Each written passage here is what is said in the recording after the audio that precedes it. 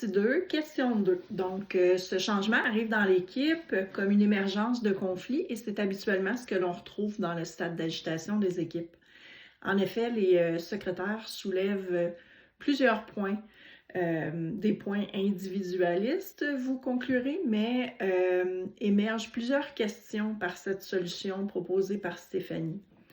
Quand une équipe se trouve dans ce stade, c'est que les membres ne s'entendent plus et qu'ils traversent vraiment une période difficile.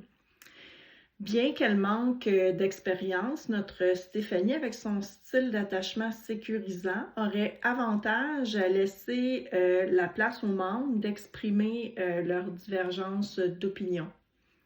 Cela étant dit, il existe plusieurs moyens de surmonter les obstacles, mais en ce moment, ce dont l'équipe a le plus de besoin, c'est de développer ensemble une stratégie partagée des remplacements et de comment ils pourraient réussir pour y arriver.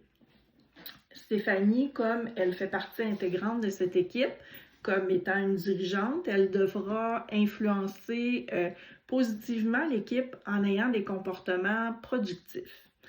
On évite à ce moment-là d'avoir des comportements contre-productifs.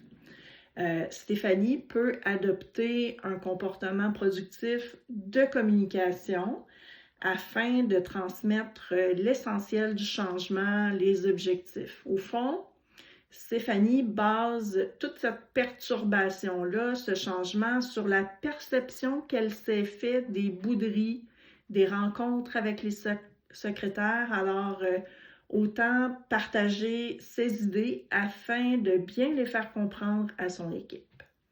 Stéphanie doit aussi offrir un très grand rôle de soutien dans cette perturbation et, par exemple, la gestion de conflits quand ils surviennent.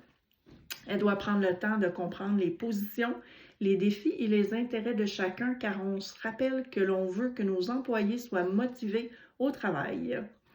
Ils doivent sentir que leur opinion compte. Stéphanie, comme agent de changement, arrive minoritairement dans l'équipe avec de nouvelles idées. Elle innove et pourrait adopter un comportement de soutien à l'innovation. Elle peut, par exemple, éviter le dogmatisme et être plus ouverte en s'ouvrant sur les nouvelles possibilités et montrera l'exemple et les secrétaires risquent d'en faire de même. Les nouvelles idées doivent être encouragées.